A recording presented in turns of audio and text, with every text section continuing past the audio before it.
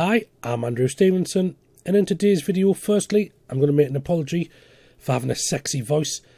I've got a cold and it's affecting all of my head holes. So apologies for that. Ladies or gentlemen, if you can't concentrate on the video, turn the sound down and put the subtitles on. Secondly, in this video, I'm going to talk about an email I got this morning. You can see the email in the top right hand corner of this current image. It's about a book that I published very recently and I did a video on it. It got rejected. Now, I don't want you to be under any false illusions. At no point was the book getting blocked or banned, and at no point was my account getting suspended. Nothing juicy was happening. It just got blocked for a kind of unusual reason. I'm going to share that with you now. I'm also going to talk to you about ISBN numbers. What are they? How do you get one? Are you eligible for one with low content books? So now you know what you're going to learn from the vid, it's time to ask you a favour. Please do like, comment and subscribe on these videos. I'm in the process of putting a video out every day in January. It's the 22nd today, this video will go out tomorrow on the 23rd. And I've hit a few obstacles. I lost power for 4 days. I've had a couple of colds. I haven't bothered speaking. But I'm still getting the videos out. So if you've gained any knowledge or worth or enjoyment out of the vids, please do like, comment and subscribe. It really does help me out. And it makes my heart swell when I see the numbers increase. So thanks for watching and listening to this bit. Enjoy the rest of the vid.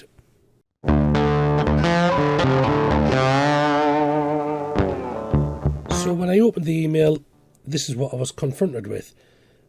Now, in reality, it's not a bad email to get, really. The only thing it's done is delay the publication of the book by another 72 hours. But it's not the worst email you can get in this situation. Often, when people get emails from KDP with the heading attention, it can be bad. It can be banned accounts or blocked books. Thankfully, this is just a little problem that can be remedied. I'll open up the summary by Copilot so you can have a read without having to read the entire email. But basically, when I uploaded the book, and it's a book that I made recently, the Love Notes book, I ticked the low content option because I assumed it was a low content book, and I'll show you why I assumed that soon. It turns out it's not low content. So what Amazon have done is they've checked it, they've decided it's not low content, and as you can see here, they've removed the low content check mark for me, but they haven't uploaded the book again. I've got to do that myself. I've got to apply an ISBN number to it. That's fine, and there are advantages to having an ISBN, so that's not a bad thing. But what is confusing is that this book is one of 3 that I uploaded. Very similar books, just targeted at different people. I'll show you the books now. So this is the book that got flagged. It's the Naughty or Nice Love Notes. This one is aimed at lesbian couples. So the Love Notes are all the same. I wrote them all myself, mind. And the images are female-female relationships. So this one got flagged. The other 2 books have been published.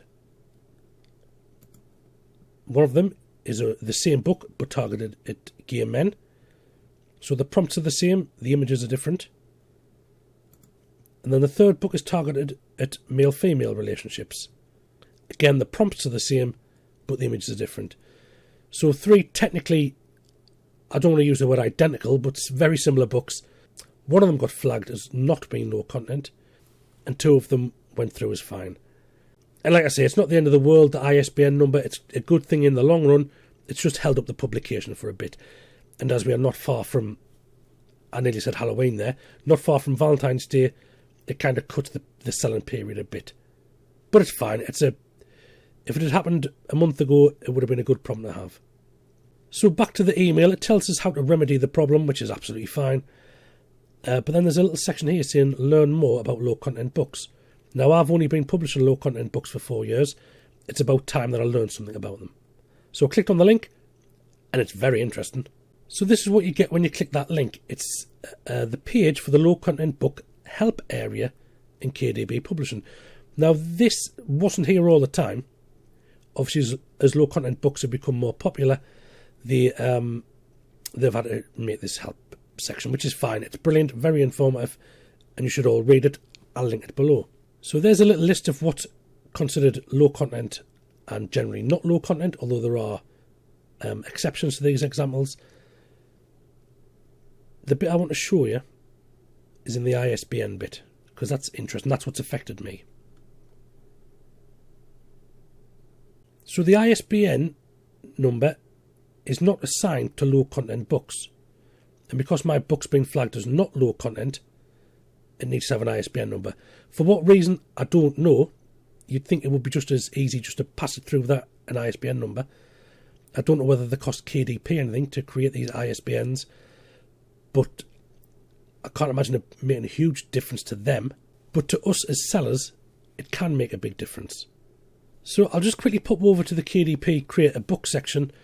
When you fill in your details after you click on the link, you're confronted with this. You all know this screen. And down here is a checkbox. And this is the checkbox I clicked. Low content books. Now the reason I clicked it as low content, although if you remember when you watched the video, I was in two minds.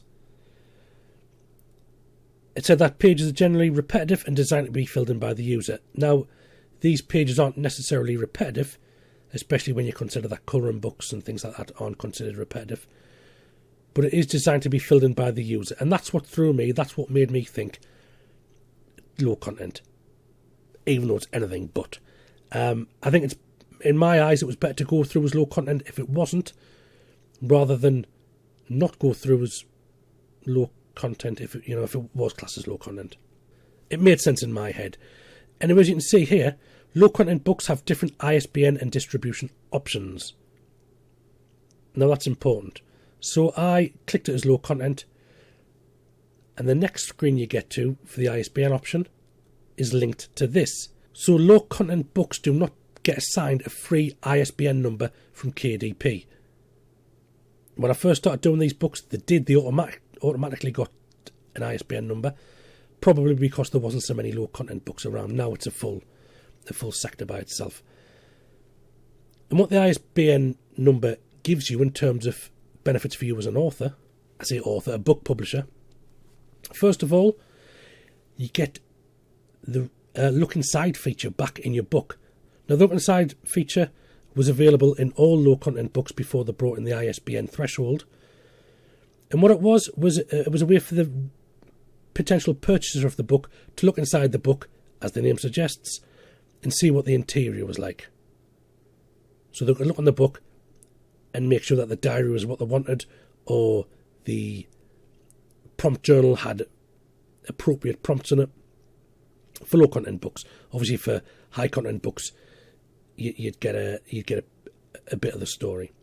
For low content books, that's no longer available. Now there are ways around it. You can use A+ content, which is the next best thing. Here it is here. It's brilliant. I've done videos on how to use AI for that. It's fantastic. Again, it lets the reader see inside pages, or you can supply your own ISBN number, and I'll go into that later on. And before we get too far into the video, I know saying ISBN number is a bit of a tautology because the N stands for number. So I'm technically saying International Standard Book Number, but it sounds odd not saying number at the end of it. So yeah, so you can supply your own ISBN, and I'll go through that later on, and there is a cost attached to that. But if you don't have an ISBN number and you don't want to buy an ISBN number, you're stuck without an ISBN number. So you don't get the look inside feature, although you can of course use A+ content. You will miss out also on expanded distribution without an ISBN number. Now, although it says expanded distribution is not supported for low content books, a lot of the books that we produce aren't technically low content. If that Valentine's Day Love Note book is anything to go by, those books are all fine. Activity books are classed as not low content. Puzzle books, colouring books, these are all not low content. They're all eligible for ISBNs, and then they're all eligible for expanded distribution. The expanded distribution is just a way for you to get more money. If you're enrolled in it, bricks and mortar stores can buy books from Amazon and sell them in their shops. You get a small percentage of the money from that, and it is small. If I was to sell that Valentine's book for $10.99, I would get 20 cents from that, from each sale. Now, as it happens, I've priced the book low because we're getting close to Halloween. I want to try and make some sales. I'm also running a couple of experiments on the book. So I want to get sales, I want to get data. So I've priced it low at $8.99. So it wouldn't be eligible for expanded distribution anyway. And another thing that the ISBN number gives you is the transparency code. You can see it here. Now, this is something I never realised until I clicked on the link. The transparency code is basically, in fact, I'll click here and you can read it. Transparency code is basically a little QR symbol there. And it's designed to allow the reader to engage with the author and vice versa. So when the books are assigned this transparency QR, the purchaser of the book can scan it. They'll get taken to the product page. That's linked to your author page as well, of course. They can leave reviews. They can also, more importantly, buy the book again. It's great for fiction books. If you have a series, people can read the first book, scan that, and find the rest of your books from it. But for not low content, of course, for medium content and high content books, scan that, and then they can buy the book again. Especially if you've got one of those like 60 days self-improvement manuals and things like that, or word searches or colouring books. They can scan that, be taken to the book, and then be taken to your author page. Although I haven't said that, I know I said it was a QR code.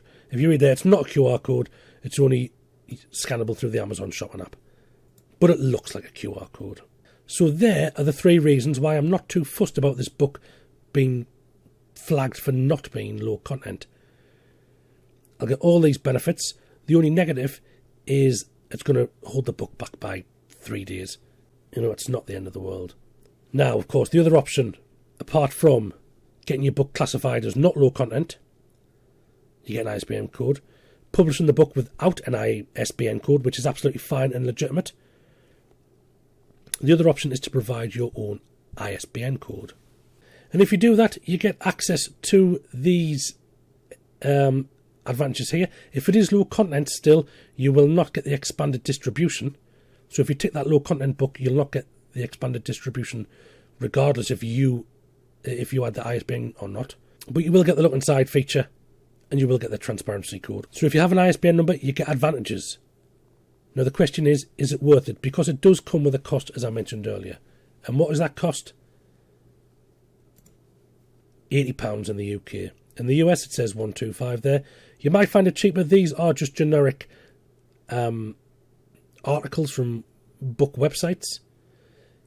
And this one here, it says you get a discount if you order more than one. But £80, if you create a book and you're only making £1 profit, royalty payment per book, you've got to sell 80 books before you make any money on it. A lot of things like lined journals, people are selling for a lot less. They get royalties per book of maybe 20 pence when you run it through a calculator. So for that, they'd have to sell 400 books before they get the cost of the ISBN back. In that case, it is not worth it. And for me, it's not worth it either. I'm not going to pay 80 quid for an ISBN number. But what I will do is be a bit more aware of whether the book is low content or not. Remember, I will link to this article in the description below. It's very, very helpful. But this bit here is the bit you need to look at. Examples of low content and ones that are not generally considered low content. Now, I imagine if you click the wrong option, nothing bad will happen. It'll just tell you. You'll get an email like I got saying, you've clicked the wrong option, go back in, do it again. That's it. So don't be alarmed if you get an email like that. So that is it for today's video. Thank you for watching. If you've learned anything, and I hope you have, please like, comment and subscribe. Share the video to 1 million people and watch every video on my channel twice. Thank you very much, and I'll see you next time.